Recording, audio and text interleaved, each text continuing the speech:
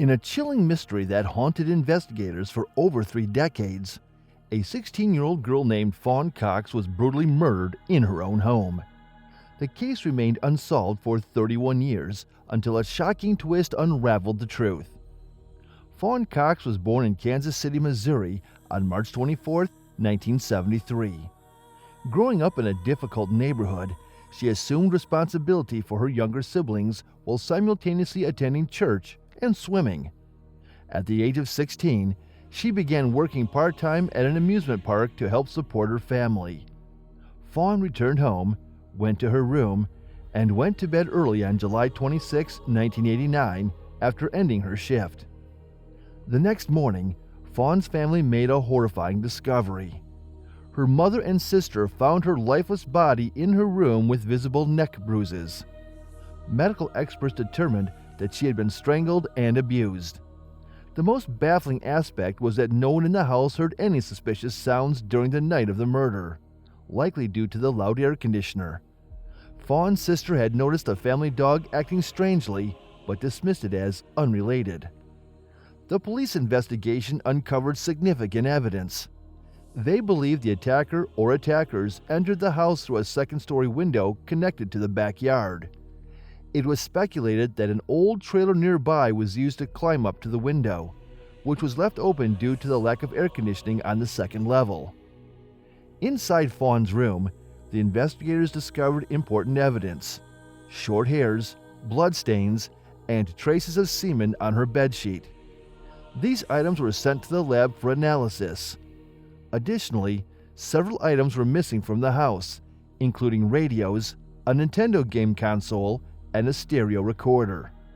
Some of the missing objects were discovered outside the house, as if the burglar had thrown them out the window, but left them there for unclear reasons. The detectives also discovered that items had been removed from a cabinet in an adjacent second-floor room.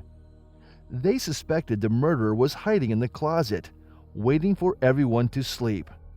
However, since Fawn's sister didn't sleep in that room that night, the missing items went unnoticed.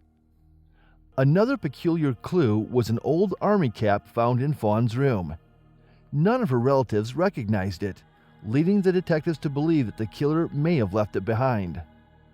Despite the abundance of evidence, the police struggled to identify the suspects quickly. In 1989, DNA forensics were not as advanced as they are today, and there were no widespread genetic databases.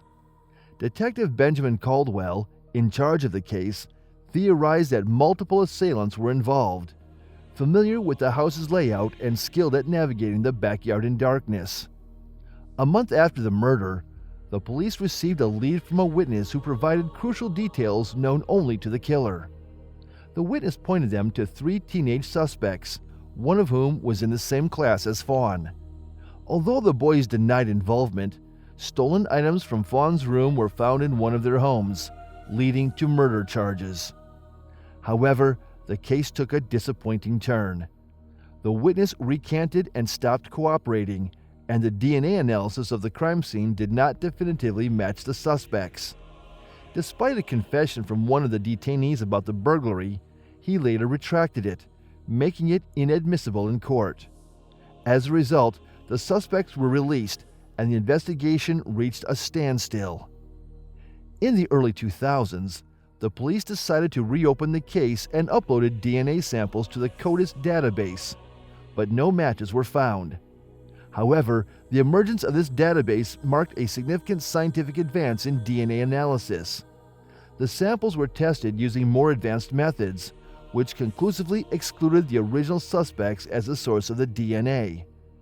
This revelation led detectives to believe that the 3 teenagers may have been involved in the burglary, but not in Fawn's abuse and murder.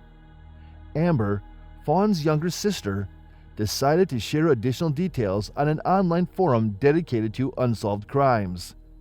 She revealed that she slept in the same room where the burglars had entered, making it unlikely that they could have gone unnoticed. She also mentioned they're waiting for Fawn's mother and herself to return from work. However, despite these revelations, the case remained unsolved. Frustrated with the lack of progress, Fawn's family launched a fundraising campaign in 2019 to cover the cost of DNA testing and offered a reward for information leading to the capture of the perpetrators. The response was overwhelming, but the police hesitated to prioritize their case, fearing it would set an unfair precedent.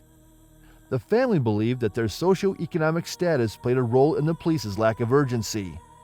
Finally, with funding from the FBI, the DNA samples were sent to Parabon Nano Labs, a leading company in DNA analysis. In late 2020, the lab made a breakthrough by identifying a match for the semen sample, Fawn's cousin, Donald Cox. The revelation shocked the family, as Donald had never been considered a suspect. However, it was discovered that he had a troubled history of criminal offenses and had passed away in 2006. The police matched Donald's DNA to the semen found at the crime scene, confirming his involvement in Fawn's murder. Although evidence connected the original suspects to the burglary, no new charges were filed against them. Fawn's sister believed that since they had not witnessed the murder, seeking their confession would serve no purpose. The three suspects had already faced severe consequences, as their community had treated them as guilty throughout the unsolved case. The incident devastated the family, and the authorities initially learned about the accused from their relatives. The suspect's connection to the stolen Nintendo setup box had garnered media attention. The family learned the killer's identity even though the three suspects were acquitted. Donald lasted 17 years without penalty, but his addiction killed him, ending his menace. This story illustrates the struggles of a family seeking justice for their loved one. It highlights DNA analysis advances and the need for proper money and resources to address cold cases. The family got closure, but the crime and investigation system left wounds.